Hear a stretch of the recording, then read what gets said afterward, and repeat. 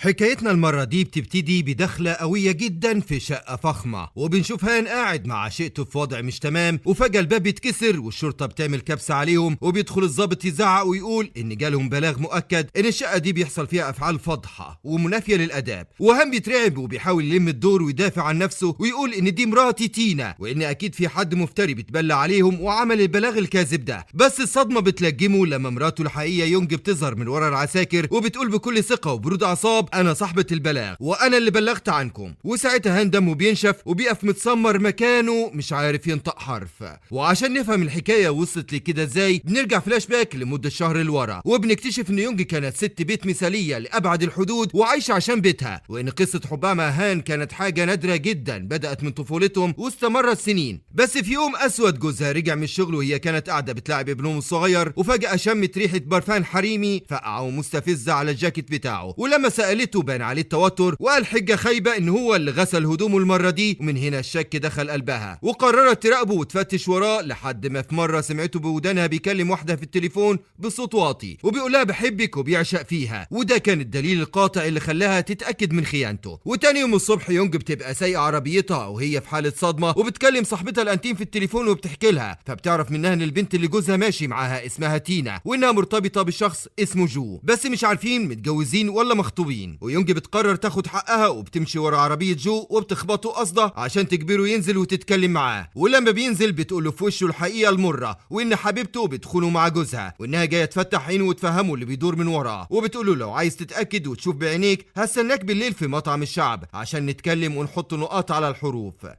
بس للأسف يونج بتفضل قاعدة في المطعم مستنية ومحدش بيعبرها لأن جو ما جاش وافتكرها واحدة مجنونة وبتقول أي كلام، فبتقرر هي تكمل لوحدها وبتروح تراقب جوزها لحد ما بتشوفه طالع مع حبيبته تينا الفندق. وبنفهم من سياق الكلام إن هان طمعان في تينا عشان غنية جدا وهتمول مشاريعه، وتينا كمان بتستغل هان عاطفيا لأنها بتكره جوزها المشلول وعايزة تعوض النقص العاطفي اللي عندها، يعني العلاقة بينهم قايمة على المصلحة وكل واحد بياخد اللي ناقصه من التاني. ولما يونج بتطلع وراهم وبتخبط على باب الأوضة عشان تفضحهم بتتصدم اللي بيفتح الباب هو جو، وكان في حالة مش طبيعية وبيحاول يتهجم عليها، بس هي بتقاومه بتزقه تحت الدش وتشغل المية الباردة عشان يفوق. ولما وعيه بيرجع له بيعتذر لها جدا وبيقول انه ما كانش قاصد وانه هيعوضها عن الموقف الزبالة ده، بس هي بتضربه بالقلم وبتخرج منهارة، وفي طريقها للبيت بتتعرض للخطف. بتفتح عينيها بتلاقي نفسها متربطة في بيت مهجور والخاطف شكله مجرم، وبيقول بغل ان جوزها نصب عليه في $1,000,000 كان تمن علاج بنته اللي بتموت. ولما بيتصل بهان عشان يهدده بمراته، هان بيرد ببرود وبيقول له انا مشغول في شغل مهم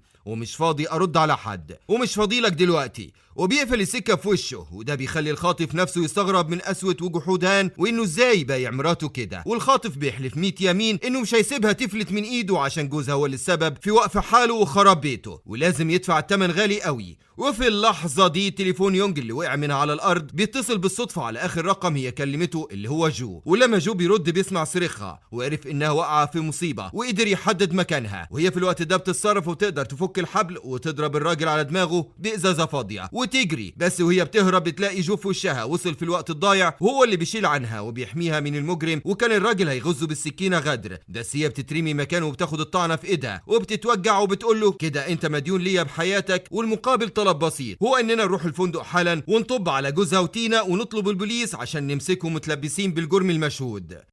وبنرجع تاني لأول مشهد شفناه لما البوليس طب عليهم وهان كان شايط وعايز يفتك بيونج، بس هي بتفكره ببرود ان الحكومة واقفة وشايفة كل حاجة، فبتوعد لها انه لما يطلع مش هيخليها تشوف يوم عدل وهيدفعها تمن الحركة دي. بس الصدمة الحقيقية لما جو بيوصل وهان وتينا بيتنحوا من المفاجأة، وجو بيبقى مذهول ومش مصدق ان تينا في الوضع ده. وهنا بنكتشف الكارثة الكبيرة ان تينا مش مرات جو ولا خطيبته، دي تبقى مرات اخوه المشلول اللي جو بيعزه جدا، يعني هي بتخون جوزها العاجز اللي ملوش حول ولا قوة مع هان. وتاني يوم هان بيرجع البيت بعد ما خرج بكفالة وبيكون دمه بيغلي وعايز يمد ايده عليها، بس هي بتسبقه وتلطشه بالقلم وبتقول له انت بجح وما عندكش دم وجايب العين القوية دي منين بعد الفضايح دي، فبيرد عليها بتبجح وبيقول لها انت اصلا حمل تقيل عليا وانا هخلص منك قريب وارميكي في الشارع. ولما المحامي بتاعه بيوصل عشان يخلصوا اجراءات الطلاق، يونج بتكتشف ملعوب وسخ وان هان صفى كل الاستثمارات اللي بينهم من 6 شهور من غير علمها، وانها لو طلقت دلوقتي هتطلع من المولد بلا حمر حمص ومش هتطول مليم، بس هي بتلعب بالكارت الرابح وتوريه فيديو متصور ليه هو وتينا في اوضاع مش تمام، وبتقول له لو حقي مرجعش الفيديو ده هينزل ترند والناس كلها تتفرج عليكم، والمحامي بيأكد له ان دي نهاية مستقبله وسمعته وهتبقى فضيحة بجلاجل. وطبعا هام بيترعب وبيوافق غصب عنه وبيقول لها خدي لك 500,000 وحلي عني، بس هي بتعلي عليه وبتقول له لا انا عايزه ال 500,000 وحضانه ابني كمان، ولما بيعترض بيقول مستحيل اسيب ابني، بتهدده بالفضيحه تاني، فبيخضع للامر الواقع ويوافق عشان يلم الدور وينقذ نفسه. وبعدها بنشوف يونج هي بتحرق كل صورهم سوا وبتمسح كل ذكرياتهم، وصاحبتها واقفه في ظهرها بتقويها وبتقول لها انت قدها وترجعي اقوى، مصممه ازياء في السوق زي زمان ولا يهمك. وفعلا تاني يوم بتنزل تدور على شغل وبتروح اجتماع، بس بتصطدم من الرجاله اللي هناك عينيهم زايغه ومش عايزين خبرتها، دول عايزين شكلها وجسمها، ورئيس الاجتماع بيتحرش بيها وبيديلها عصير وبيقول لها انا شغالك عندي شفقه وعطفه، بس فجاه جو بيقتحم المكان وبيشوف المسخره دي، فبيمسك الراجل بيضربه علقه موت، ولما الراجل بيعرف انها تبع جو تحت حمايته بيبوس الايادي وبيعتذر برعب، بس جو بيتعصب وبيطردهم كلهم بره القاعه، وبيقول ان الست دي خط احمر واللي يمسها كانه مسه هو شخصيا، وبيعينها المساعده الخاصه بتاعته من اللحظه دي.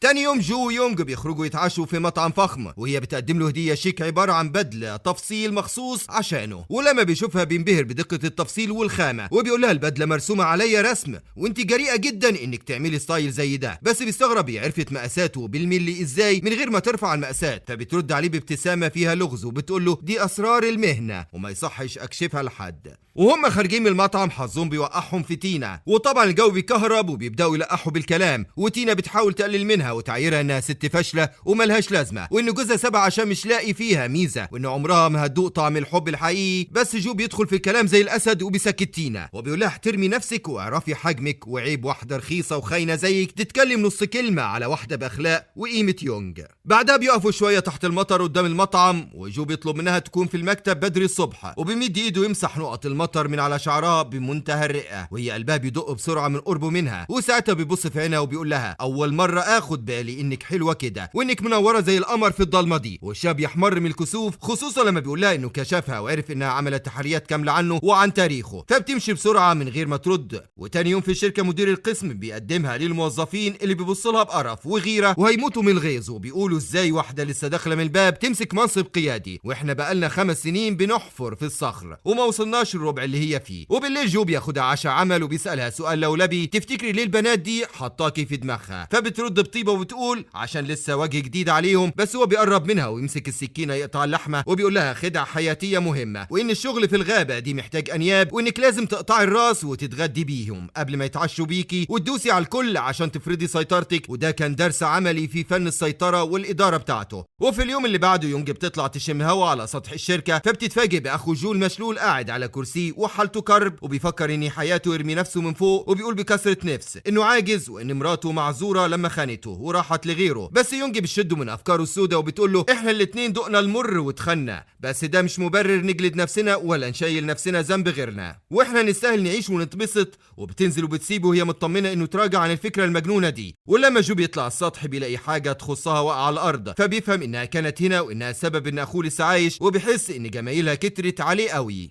وتاني يوم وهي في طريقها للشغل التاكسي بيعطل بيها في نص السكه، والمديره بتاعتها بتتصل تهزقها وتقول لها قدامك 10 دقايق بالثانيه، ولو اتاخرتي والاجتماع باظ يبقى انت اللي ضيعتي علينا عقد بملايين وهتتحملي المسؤوليه. والعميل المهم في نست بيكون جاب اخره من اللطعه وبيقول لجو انا وقتي بفلوس وماشي، بس يونج بتقتحم القاعه وهي بتنهج ومبهدله من المطر وبتعتذر على التاخير، بس العميل بيبص لها بقرف ويقول لها انت شخصيه عشوائيه، ولما بيشوف التصاميم بيحكم عليها انها زباله وكان هيمشي ويسيبهم، بس هي بتوقفه بقلب جامد بتكلمه فرنساوي لبلب وبتقول له انت حكمت عليا غلط من مظهري وانا عندي فرصه اخيره هبهرك بيها، وبتطلع فلاشه عليها شغل تاني خالص وبتبدا تعرض افكارها، بس من كتر الارهاق والسهر طول الليل وتعب المطر جسمها بيخذلها وبيغمى عليها فجاه قدام الكل. ولما يونج بتفتح عينيها بتلاقي نفسها في بيت جو وهو قاعد جنبها وبيناولها مشروب دافي وبيطلب منها ترتاح وما تتحركش عشان حرارتها مولعه، وهو بيدخل المطبخ يحاول يطبخ لها اي حاجه، بس بيبان انه خيبان في المطبخ وبيكركب الدنيا، بس بيعافر الكافر عشان خاطرها. ولما بتفوق بتقول له كفايه كده انت تعبت نفسك. بس فجاه جرس الباب بيرن بعنف وبيطلع هاني اللي بيخبط بغباوه، فيونج بتترعب وبتاخد جو جري تخبيه في الدولاب لانها خايفه ان هاني يفهم غلط ويطلع عليها سمعه وحشه واشاعات عشان يحرمها من حضانه البنت في المحكمه. وبعد ما بتامن جو بتطلع تفتح الباب لجوزها اللي بيبص لها بقرف وشماته وبيقول لها شوفي حالك وصل لايه من غيري متبهدله وحالتك تصعب على الكافر. بس هي بترد عليه ببرود اعصاب وبتقول له انا عايشه ملكه ومرتاحه وانت مالكش دعوه بيا واطلع من حياتي خالص. ولما بيسمع كركبه في الاوضه الشك بياكله وبيحاول يقتحم الاوضه عشان يفتش، بس هي بتوقفه عند حد وبتهدده انها تلم عليه الجيران وتصرخ وتقول انه بيتهجم عليها وبيضربها، فبيخاف ويمشي. واول ما بيغور بتجري تفتح الدولاب لجو عشان تخرجه، بس رجلها بتشبك وبتقع عليه جوه الدولاب، وعشان جو يلحقها بيحط ايده ورا ظهرها فمسمار بارز في الخشب بيجرح ايده جامد، وبتلاحظ ان الجرح بينزف بغزاره ومش عايز يوقف، فبتتصرف بسرعه وبتكبس الجرح بضماده. ولما بيروحوا المستشفى الدكتور بيقول لها انت انقذتي الموقف بتصرفك السريع ده، لان جو عند سيوله في الدم والنزيف ده كان ممكن يصفيه لولا انك كتمت الدم في الوقت المناسب. وبعدها الاحداث بتنقلنا للمستشفى ويونج واقفه جنب جد بنتها، والبنت الصغيره بتعيط وبتقول ان طنط تينا شريره وهي اللي عيت جده، بس هان كالعاده بيدافع عن تينا وبيكذب بنته وبيقول لها عيب تقولي كده. وفي نفس المكان اخو جو المشلول بيكون بيتابع الموقف وهو بيعمل جلسات علاج، والدكتور بيخرج يصارح يونج ان ابوها كان بيضحك عليها ومخبي حقيقه مرضه الخطير وانه محتاج عمليه بمبلغ وقدره وممكن حالته تتدهور. فاخو جو بيتدخل بشهامه وبيقول لها انا سداد وهتكفل بالمصاريف دي كنوع من الرد الجميل ليكي. ولما العمليه بتتم وبتنجح يونج بتروح تاكله وتشكره، بس جو بيوصل في اللحظه دي ولما بيشوف الضحك والألفة بينهم نار الغيره بتولع في قلبه وبيفهم غلط ان بينهم قصه او اعجاب. وتاني يوم جو بيبعت مساعده يجمع له كل كبيره وصغيره عن تاريخ يونج وحياتها، وهي بتروح تقابل رجل اعمال منافس اسمه كيرا وبتقول له انا جايه نائبه عن السيد جو عشان نخلص الصفقه، فبيتحداها بغرور وبيقول لها لعبيني دور بلياردو ولو كسبتيني هديك العقد هديه من غير نقاش. ولما بتروح تقلع الجاكيت وتجهز نفسها بتسمعه بيوشوش صاحبه وبيقول له دي هبله واكيد هتخسر وانا كده كده مش همضي معاهم، بس هي بتصدمه وبتغلبه في الدور بمهاره عاليه وبتجبره يمضي العقد ورجله فوق رقبته.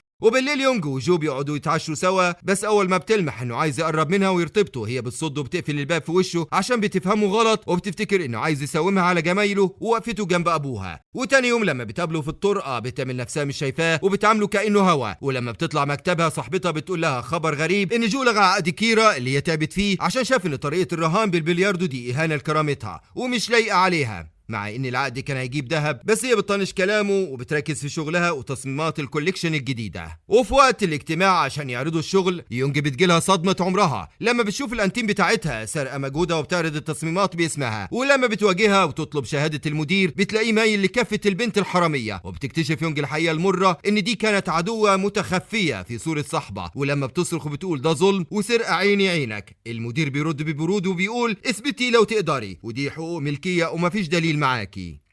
بس يونج بتخرج وهي حالفه تجيب حقها وبتقول للبنت انا معايا الدليل القاطع، وبتروح لجو المدير والبنت بيمشوا وراها عشان يلموا الدور، ويونج بتحط المسودات قدام جو وبتشرح تفاصيل القص والخياطه ببراعه تبين ان التانيه مش فاهمه الف باء تصميم. والمدير كان هينطق بالحق بس البنت بتوريه صوره على موبايلها بتمسكه من ايده اللي بتوجعه، فبيخاف ويقلب على يونج تاني وبيقول دي كدابه وسرقتنا ولازم تنطرد فورا. وهنا جو بيقوم من مكانه بذكاء وبيقول انا بشم ريحه الكذب من على بعد ميل، والمساعد بتاعه بيفجر المفاجأة ان كاميرات المراقبة اتصلحت في السر من يومين وكله متسجل صوت وصورة. وجو بيبص للمدير بحدة وبيقول له انا انقذتك من قضية رشوة زمان، بس السرقة والكذب مفيش فيهم سماح وانتم الاتنين مطرودين برا شركتي. ولما بيحاولوا يبوسوا الايادي عشان يسامحهم بيرفض تماما، ويونج كمان بترفض تسامح ناس شوهوا سمعتها وطلعوها حرامية. وبعدها الاحداث بتنقلنا لحفلة كبيرة وهناك بتقابل طليقها هان اللي بيفضل يتريق عليها ويسم بدنها وبيقول دي اخرها ست بيت فاشلة ومستحيل تشتغل في شركة عالمية زي دي. بس جو بيوصل في اللحظة المناسبة وبيعلي صوته قدام الكل وبيقول دي المصممة المبدعة بتاعتي وانا فخور بيها، وبعدها بياخدها وبيطلعوا يتمشوا على البحر في جو رومانسي وبيخليها تقلع الكعب العالي اللي تعب رجلها وبيقولها اتمنى تفضلي مبسوطة دايما. ومن اللحظة دي القلوب بتتقابل وبيعترفوا لنفسهم انهم بيحبوا بعض وانهم مخلوقين لبعض. تاني يوم الصبح يونج بتفتح قلبها لصاحبتها وبتحكي لها مخاوفها، وانها مرعوبه ان اهتمام جودا يطلع فخ او تسليه، وانها خايفه تتلدغ من الجحر مرتين ويطلع زي هان. بس صاحبتها بتعقلها وبتقول لها ما ينفعش تعقدي نفسك وتمشي بمبدا ان كله زي بعضه، وانك لازم تدي لقلبك كمان فرصه وتثقي في احساسك. ولما يونج بتروح تزور ابوها في المستشفى بتتفاجئ ان جو سابقها هناك وقاعد يهزر ويضحك مع ابوها، وعشان كده بتاخده في البلكونه وبتحضنه بامتنان، وهي شايفه فيه الصديق الجدع اللي بيسندها في وقت الشده. ولما بتروح الشركه بتتعرف على واحده شيك جدا اسمها ناوكا، ودي مصممه عالميه لها تقلها ولسه راجعه من بره، وكانت شغاله في الشركه دي زمان، وبتقدم ليونج تورته صغيره كنوع من الذوق والترحيب، وبتعزمها تحضر عيد ميلادها. بس لما يونج بتروح الحفله بتكتشف ان العزومه دي كانت كمين عشان ناوكا تغيظها وتلمح لها انها كانت قريبه جدا من جو زمان، وان كان بينهم قصه حب. بس جو بيوصل في الوقت المناسب وبيقطع وصله التلقيح دي وبيعتذر للناس ببرود، وبيقول ان يونج مرهقه شويه ولازم يمشوا. وطبعا ناوكا بتبقى هتموت من الغيره ومش قادره تستوعب ايه اللي بيميز يونج عنها عشان يبيعها ويختار يونج. وتاني يوم يونج بتعيش لحظات رعب لما بتتصل باهلها تسأل على بنتها وبيقولوا مش عندهم، وهي بتبقى تتجنن من القلق. بس بنكتشف البنت مع جو في مطعم بياكلوا سوا، هو بيسألها بحنية ايه اللي خلاكي تهربي من المدرسة النهارده، فبترد براءة وبتقول له ان في ست غريبة خوفتها وقالت لها ان مامتك لما تتجوز هتنساكي وترميكي. ولما سألها عن شكل الست دي قالت مش فاكرة، بس هو طمنها وقال لها مامتك بتموت فيكي ومستحيل تتخلى عنك. فالبنت بتقول له انها ارتاحت له وحبته جدا، وان مادام هو بيعامل مامتها حلو يبقى هي كمان هتحبه، وانه اجدع واحن من ابوها الحقيقي. وفي الاخر بيوصلها البيت وهي نايمه في حضنه، وبيحس من اللحظه دي انها بنته مسؤوله منه. وفي اجتماع الشركه الجديد يونج بتعرض افكارها للكوليكشن الجديد، والكل بيبقى مبهور وبيسقف لها، ورئيس المصممين بيشيد بشغلها وبيقول ان دي اضافه قويه. بس ناوكا بتتدخل بخبث وبتساله سؤال محرج مين افضل تصميمات في المجموعه كلها، فالرئيس بيتوتر وبيختار مصممه تانية تبع ناوكا، ويونج بتتصدم من تغيير رايه المفاجئ. وبعد الاجتماع ناوكا بتواجه يونج بتهديد وبتقول لها انت داخله حرب خسرانه، ولازم تعرفي ان اللعبه دي لعبه نفوذ وعلاقات مش موهبه وشطاره. وبالليل جو بياخد يونج يتعشوا وبيصارحها بكل شفافيه عن حكايته مع ناوكا، وانها فعلا كانوا صحاب وقريبين زمان، بس هو بعيد عنها لما اكتشف طبعها وشخصيتها الحقيقيه، وان هي بتحاول ترجع الميه لمجاريها، بس هو مش عايز غير يونج. وبيثبت لها صدق كلامه لما بياخدها مع حفله ضخمه فيها كل الحيتان بما فيهم هان وناوكا، وبيدخل ماسك ايدها قدام الكل وبيعرفها على والد ناوكا انها حبيبته الرسميه وشريكه حياته مش مجرد موظفه عنده. وبعد الحفله ما بتخلص تليفون جو بيرن وبيجيله خبر زي الصاعقه ان والده حالته حرجه في المستشفى، فبيستأذن من يونج بيقول لها روحي انتي وانا لازم اطير اشوف والدي. واول لما بيوصل بيدخل اوضه بلهفه، بيتفاجئ ان السرير فاضي وان ابوه مش موجود، واللي قاعده مستنياه هي ناوكا، وبتقول له بمنتهى الصراحه انها لسه شارياه ومش قادره تنسى اللي كان بينهم وانهم لازم يرجعوا لبعض. وفي اللحظه دي عدسه خفيه بتلقط لهم صوره وهم واقفين قريبين من بعض، بس هو بيديها ظهره وبيمشي من غير ما يرد عليها بكلمه واحده. وتاني يوم الصبح الصور دي بتوصل ليونج ومعاها رسالة مسمومة بتقول ان الحب عمره ما بيكسب، وان الكلمة الأخيرة دايما للسلطة والفلوس، وان جو بيضحك عليها، بس هي بتكذب عينيها وبتقول ده كلام فارغ، وبتروح الشركة جارية عشان تقطع الشك باليقين. بس قبل ما توصل مكتبه الأمن بيعترض طريقها وبيشاور لها من بعيد، فبتشوف جو وهو بيركب عربيته مع ناوكا، وهنا الدنيا بتسود في وشها وبتروح تنهار في حضن صاحبتها وبتقول انا اللي غبية ومغفلة، كان لازم اصدق خوفي من الأول وما افتحش قلبي تاني. وتاني يوم جو بيوصل الشركة بيكتشف الكارثة ان يونج قدمت استقالتها واختفت، ولما بيوصل لها وبيسألها ليه عملتي كده بترد بجمود وبتقول انا صححت الغلط ورجعت كل حاجة لمكانها الطبيعي ومبروك عليك ناوكا، وبتتمنى له حياة سعيدة. ولما بيحاول يشرح موقفه بتقفل الكلام وبتقول له والدك عرفني مقامي وفهمني كل حاجة. ولما جو بيرجع القصر بيلاقي ابوه قاعد مع ناوكا بيخططوا لتفاصيل الفرح، فبينفجر فيهم وبيقول لهم انا مش لعبة في ايدكم تحركوها بمزاجكم ومستحيل اتجوز الوحدة دي، وبيسيبهم ويمشي ويروح عند بيت يونج، بس اعصابه بتخونه وبيقع من طوله قدام بيتها. وبننتقل لمشهد المستشفى وجو نايم في الاوضه ويونج وناوكا واقفين، بس المره دي ناوكا بتشيل القناع وبتقر وتعترف ليونج ان كل اللي حصل ده كان خطه من تدبيرها، وان جو بريء ومظلوم وانه بيخاطر بحياته عشان يونج. ويونج بتستغرب الصراحه المفاجاه دي وبتسالها ليه بتقولي كده دلوقتي، فناوكا بترد بوجع وصدق انها مش عايزه تضايقه تاني، وان ده معنى الحب الحقيقي انك تتمنى السعاده للي تحبه حتى لو مش معاك. وإنها قررت تنسحب من حياتهم وتسافر. وبعد مرور أسبوع يونج قاعدة مع زميلتها في قسم التصميم، جو بيقتحم المكان وبيقول أنا مش قادر أكابر أكتر من كده، وإنها وحشته جدا، وبيرجع لها الأسورة اللي كانت وقعت منها زمان على السطح، وبيعتذر على أي سوء تفاهم حصل الفترة اللي فاتت، وهي بتقبل أسفه لأنها كانت عارفة الحقيقة من ناوكا، بس كانت محتاجة تشوف تمسكه بيها وإنه بيحارب عشانها. وفي مشهد جانبي بنشوف تينا بتحاول تلعب في دماغ طليقها هان وتقنعه يرجع يحارب جو ويسترد أملاكه، بس هان بيفضل ساكت ومستسلم لحد ما يونج بتتدخل وتطردها وبتقولها امشي من هنا. هان اتغير وما عادش بياكل من الكلام ده، وتينا بتمشي وهي مكسورة ومهزومة، وهان بيشكر يونج على وقفتها جنبه دايما. وفي النهاية جو بياخد يونج مكتبه وبيقول لها أنا لمحت بريق الشغف في عينيكي، وعشان كده قررت أسلم لك رئاسة أكبر قسم تصميم عندنا عشان العالم كله يشوف إبداعك وتثبتي نفسك.